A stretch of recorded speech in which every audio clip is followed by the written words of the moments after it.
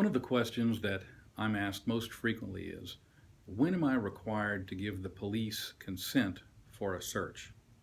And the answer is never. If the police come to the door of your home and say that they smell marijuana and ask to search, you do not have to give consent to the police to search. If the police pull you over for a traffic violation and ask to search your car for weapons for officer safety, you do not have to give consent to the police to search. If the police stop you while walking on the sidewalk and ask if you mind if they pat you down, you do not have to give consent to the police to search. Ever, under any circumstances. You are never required by law to consent to a search or to sign a consent form. Now, let me stop here for a minute and make a distinction between consent, cooperation, and not resisting. So far, we've been talking about consent.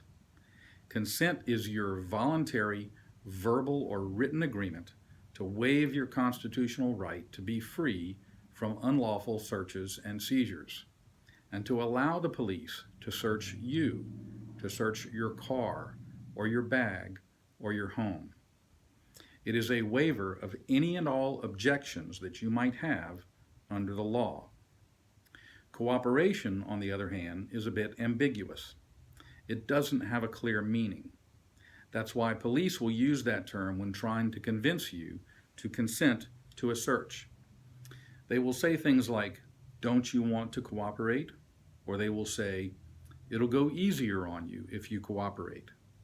And we've all been taught since we were little kids that cooperation is a good thing. But what does cooperation really mean? Does it mean just being polite to the police, which, by the way, I recommend? Or does it mean letting the police walk all over your constitutional rights? And then there's the term not resisting. Not resisting means you don't try to go tackle the officer when he goes to open the door to your car to look inside. That would be a bad idea. Not resisting means don't try to prevent the officer from putting handcuffs on you during an arrest or detention.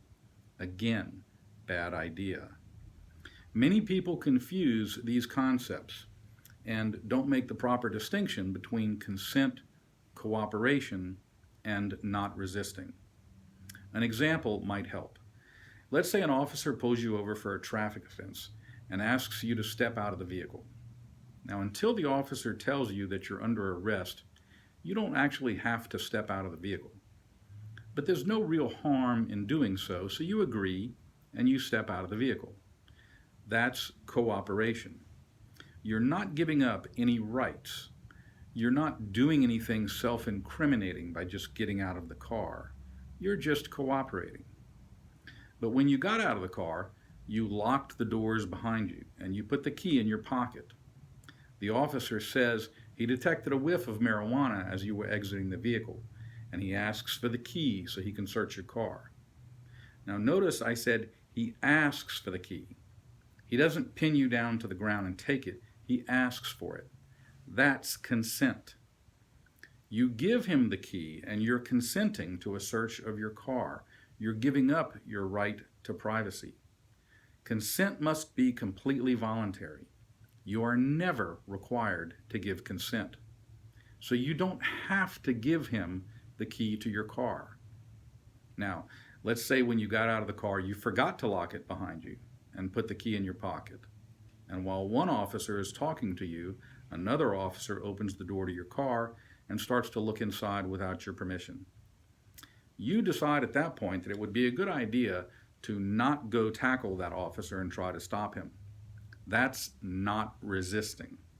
You're smart, and you don't want to be slammed down to the ground by two officers while a third one mashes his boot down on your neck to hold you to the ground. So you don't physically resist. Smart. Again, that's called not resisting. But while that officer is opening the door to your car, you should verbally and loudly communicate that he does not have your consent to be doing what he's doing. Hopefully, body cams on the police officers or dashboard cams in their cars will pick that up, and there will be recorded proof that you did not consent to the search. Now, let's circle back to where we started. That one of the most frequently asked questions that gets posed to me is, when am I required to give consent to the police for a search? And of course, again, the answer is never. But people usually ask me that question because they or someone they know has had an encounter with the police. A search was conducted, and something like marijuana was found. Now, the state is going to try to use that marijuana as evidence in a criminal trial. If the marijuana was found legally, it can be used as evidence in that criminal trial, and a court can use it as a basis for a finding of guilt. But if the marijuana was found illegally, if it was found in violation of someone's constitutional rights, it can be excluded from evidence, and a court cannot use it as a basis for a finding of guilt. That's called the exclusionary rule. Evidence illegally obtained in violation of someone's constitutional right to be free from unreasonable searches and seizures, can be excluded from court. Whether a search is legal or illegal depends on the facts of every case. Every case is different. But when you consent to a search, you guarantee that any evidence found will have been found legally. You guarantee that it will be able to be used as evidence in a criminal trial. When you consent to a search, you guarantee that a court will be able to use it as a basis for a finding of guilt.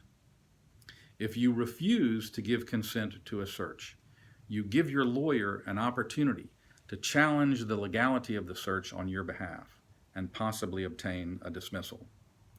I'm Kirk Piccione, and I've been defending criminal cases for over 30 years. If you need help, call me.